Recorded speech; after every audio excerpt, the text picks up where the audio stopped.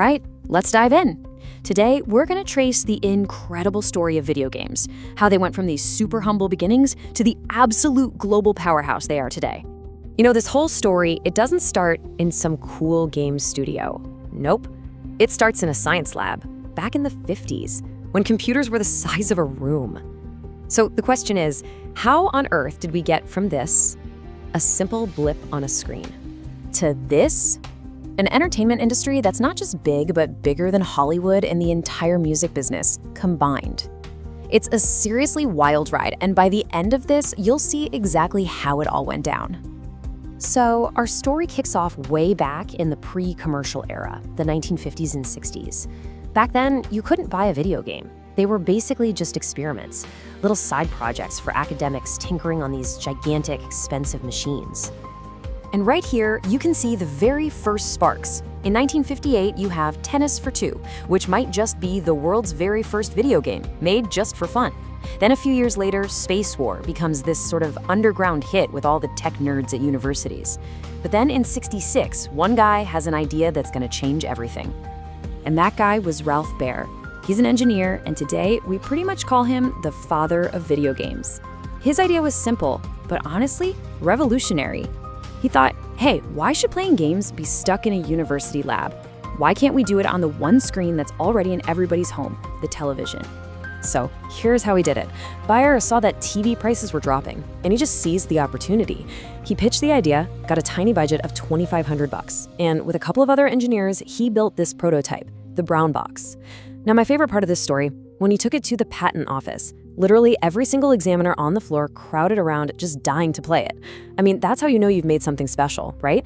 And that little brown box would eventually become the Magnavox Odyssey, the world's first ever home video game console.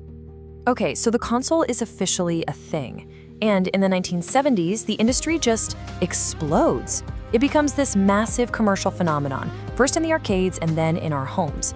But this insane growth, well, it was heading straight for an equally spectacular crash. This whole decade was just a total roller coaster. It all kicks off with Atari's Pong in '72, that super simple ping-pong game that basically launched the entire arcade boom. By 1980, we get Pac-Man, a true global icon. But the market got absolutely flooded with terrible games, and it all came to a head with the infamous E.T. game for the Atari 2600. It was so bad, it became a symbol for the entire industry just collapsing in 1983. And no, that is not an exaggeration. The failure of E.T. was so huge, and Atari had made so many millions of copies that nobody bought, that they literally drove truckloads of them out into a New Mexico landfill and buried them in the desert. It was the nail in the coffin for the first era of home gaming. So just when it looked like home video games were just another failed fad, the entire industry was about to be brought back from the dead. This new era, from the mid-'80s through the '90s, was all about a new empire rising out of Japan and the legendary rivalries that came with it. And that hero was Nintendo.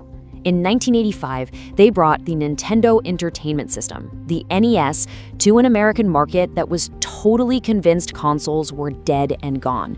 But with their strict seal of quality and these iconic games like Super Mario Bros. And The Legend of Zelda, Nintendo single-handedly revived the entire industry. They saved it. And that rebirth led directly to one of the most famous showdowns in tech history, the console wars. You had Sega aggressively marketing its Genesis as the cool, edgy choice for teens, with slogans like, "Sega does what Nintendo don't." And then Nintendo fired back with the more powerful Super Nintendo. It was this fierce, all-out battle for the living room throughout the 90s. But the biggest shakeup was still on its way. In the mid-90s, we saw this incredible leap from flat, 2D worlds into fully 3D ones. Sony, a total newcomer, changed everything with the PlayStation in 1994, and Nintendo wasn't far behind with the Nintendo 64 in '96, which gave us these mind-blowing 3D games like Super Mario 64. And that brings us to the modern era.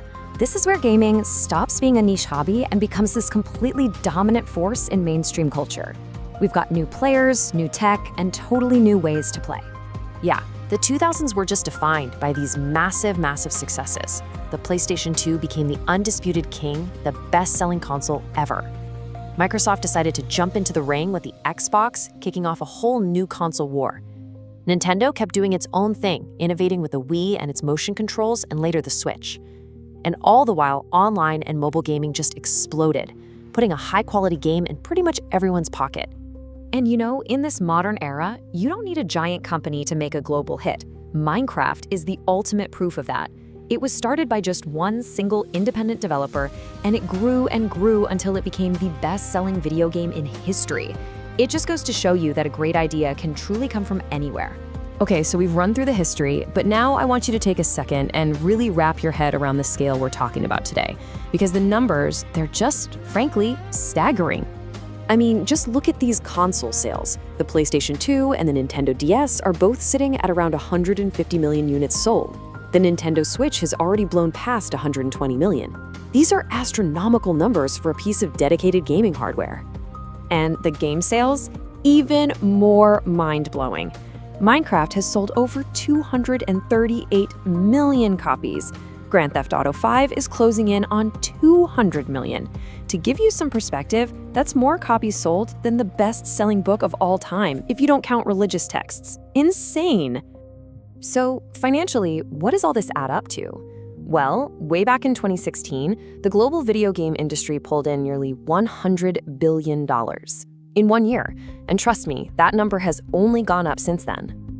And here it is. This is the final, absolutely stunning comparison. That $99.6 billion, it was more than double the entire international film industry's revenue for that same year. Video games aren't just a big deal anymore. They are the biggest deal in entertainment, period.